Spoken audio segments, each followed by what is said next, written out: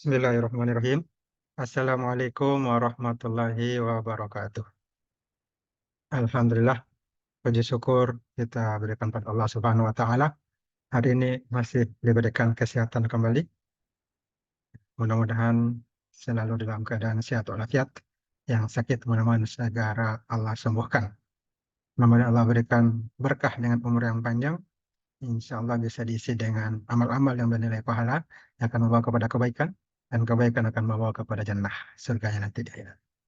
Salawat dan salam tidak lupa kita kirimkan kepada Nabi Allah Muhammad SAW, keluarganya, para sahabatnya, dan pengikutnya sampai akhir zaman.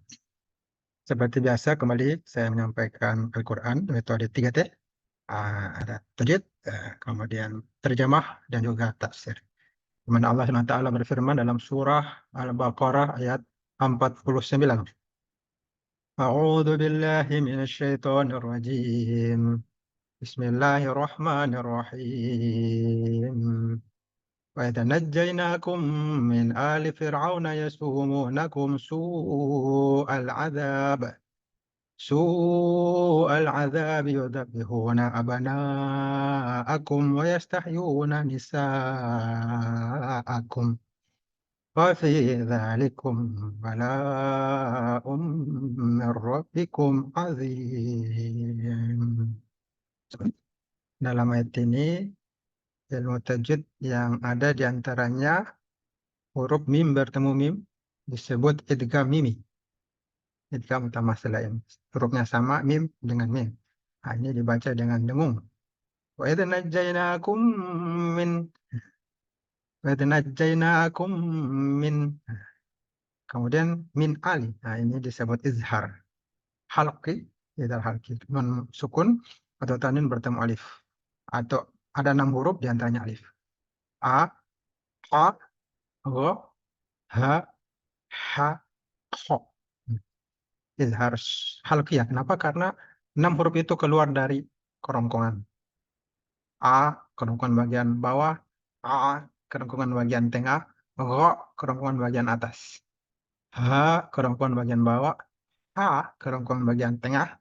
Dan kho, kerongkongan bagian atas. Nah, karena itu disebut izhar halqi. Ya, karena keluar dari halqi atau kerongkongan. Berikutnya ada mim sukun bertemu huruf sin. Nah, yasumunakum Nah, mim bertemu sin, ini izhar syafawi. Izhar. Karena mim sukun bertemu huruf selain mim dan ba. Nah, itu dibaca jelas. Hanya 2 didengungkan, mim sukun bertemu huruf mim tadi, di mimi, dan huruf mim bertemu ba. Ikhfa syafawi namanya. Nah, ini ada mat tabi'i, waw didahului oleh dhammah. Yasumu, waw didahului oleh sin berbaris dhammah, dan waw didahului oleh huruf mim berbaris dhammah. Yasumunakum su'al adzab. Nah, ngapa dibaca jadi 5 atau 6 harokat? Padahal tadi 2 harokat, waw didahului oleh dhammah, karena setelah waw didahului dhammah ada hamzah. Nah, ketika dia bertemu hamzah, mad tabi'i 2 harokat berubah menjadi 5 atau 6 harokat. Disebut mad wajib mutasil karena dalam 1 kata. Kalau dalam 2 kata disebut mad jaiz munfasil. Al-adzab. Nah, ini dibaca 5 atau 6 harokat. Al-adzab ini alif lam qamariyah. Disebut izhar qamariyah. Karena lamnya dibaca. Kalau lam tidak dibaca itu alif lam syamsiyah, itu disebut idgham syamsiyah. Contoh lainnya lagi mad wajib mutasil. Yadzabihuna abnaakum. Alif didahului fathah mad tabi'i 2 harokat, tapi bertemu dengan hamzah berubah menjadi 5 atau 6 harokat. Abnaakum wa yastahyuna. Ini bertemu waw, ini izhar. Baca jelas seperti biasa. Kemudian nisaakum. Nah, ini sama lagi. Ya, dia dibaca 5 atau 6 harokat karena setelah alif atau mad, alif didahului fathah ada hamzah. Itu juga fi. Nah, ini mad tabi'i dzalikum. Nah, ini kadzalikum ba bertemu dengan ba, ikhfa syafawi dibaca dengung. Kemudian kembali lagi mad wajib mutasil. Dzalikum bala'um. Panjang karena bertemu bala'um min rabbikum. Ini bertemu mim, nah ini idgham mim. Baca dengung. Mir rabbikum idgham bila guna. Tidak dibaca dengung. Bila guna hurufnya lam dan ro. Nun sukun atau tanwin, huruf berbaris an, in, un bertemu ro atau lam. Nah, ini tidak dengung. Idgham bila guna.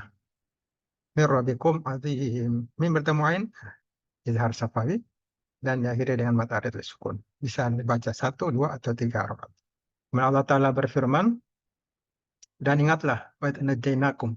Ingatlah ketika kami menyelamatkan kamu min ali Fir'aun, dari Fir'aun dan pengikut-pengikutnya, ya, su'al adabi. Mereka menimpakan siksaan yang sangat berat padamu. Yadhbihuna abna'akum. Mereka menyembelih anak-anak lelakimu. Wa yastahyuna nisa'akum. Mereka menyembelih anak-anak lelakimu dan membiarkan hidup anak-anak perempuanmu. Wa fi dzalikum, dan pada yang demikian itu bala'um min rabbikum adzim. Yang pada demikian itu merupakan cobaan yang besar dari Tuhanmu. Nah, ayat ini menjelaskan tentang kisah Nabi Fir'aun dengan Nabi Fir'aun, kisah Nabi Musa dengan raja diktator Fir'aun. Zaman dulu ada raja diktator disebut Fir'aun, di mana Fir'aun membiarkan hidup anak wanita dan membunuh anak laki-laki. Nah, ahli tafsir menyepakati bahwa Israel yang kita kenal sekarang ini membantai Gaza, Palestina. Nama Israel itu adalah nama dari Nabi Yakub alaihissalam. Yakub bin Ishak bin Ibrahim alaihissalam. Dan Nabi Yakub anaknya Nabi Ishak anaknya Nabi Ibrahim alaihissalam. Nah, Bani Israel itu adalah sebutan untuk anak cucunya. Jadi anak cucunya para nabi ini Bani Israel. Allah Subhanahu wa taala memberi mereka keutamaan dengan banyaknya di antara mereka yang menjadi nabi. Banyak nabi di antara Bani Israel. Mereka juga mendapatkan kenikmatan-kenikmatan dunia, termasuk ketika Allah Subhanahu wa taala menyelamatkan mereka dari kejaran pasukan Firaun. Setelah hidup tentunya di tengah-tengah kebengisan Raja Firaun yang membiarkan anak perempuan mereka hidup dan membunuh anak laki-laki yang lahir. Menurut dukun-dukunnya Firaun, kalau anak laki-laki itu dibiarkan hidup, nanti kelak ya dia akan mengancam kekuasaannya Firaun.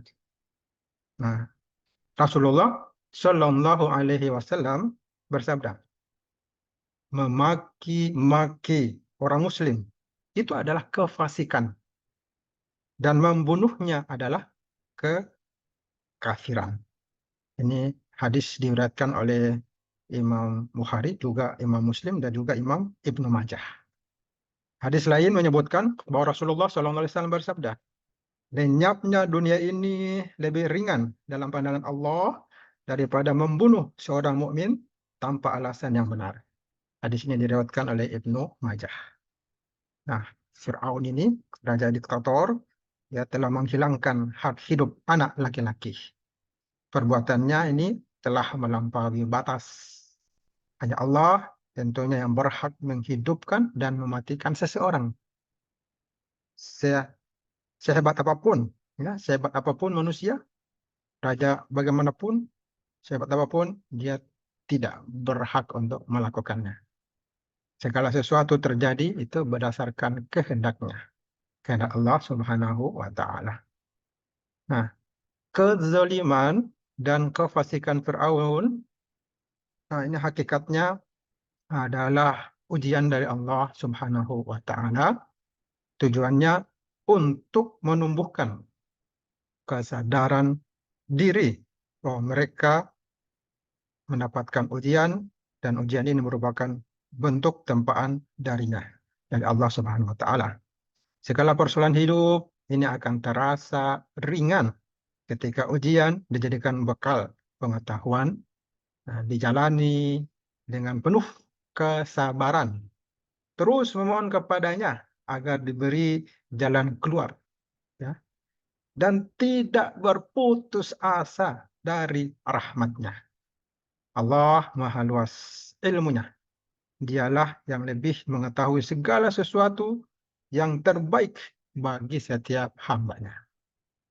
Ayat ini ya, kembali mengingatkan kita akan tabiat Bani Israel yang selalu kufur terhadap nikmat yang Allah berikan. Ini Bani Israel ini begitu sifatnya. Mereka selalu menyimpang dari kebenaran dan tidak mau mengambil hikmah dari ujian hidup.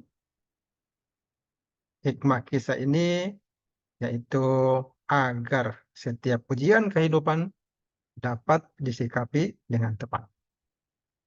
Allahumma arhamna bil-Quran. Itulah tajwid, terjemah dan tafsir Quran surah Al-Baqarah ayat 49. Semoga Allah memberikan berkah dengan ziyadatul khair, pertama kebaikan. Amin ya rabbal alamin. Wa akhiru da'wana alhamdulillahi rabbil alamin. Allahul muwaffiq ila aqwamit thoriq. Nun wal qalami wa ma yasturun. Wabillahi taufiq wal hidayah. Wassalamualaikum warahmatullahi wabarakatuh.